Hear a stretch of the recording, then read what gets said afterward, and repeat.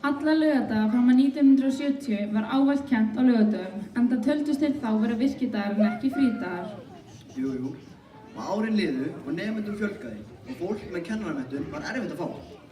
Árið 1970 til 75 voru teknar í notkun nýjar skólastofur, heimavist og kennaraíbúðir í Nesjum og á sama tíma reis myndarlegur gagnfræðaskóli. Sem mun vera heppiskóli í dag. Og síðar kom íþróttahús í Kauptúninu. Já, en núna hann Palli, orðinn eldri, að sjá hvað hann að brasa.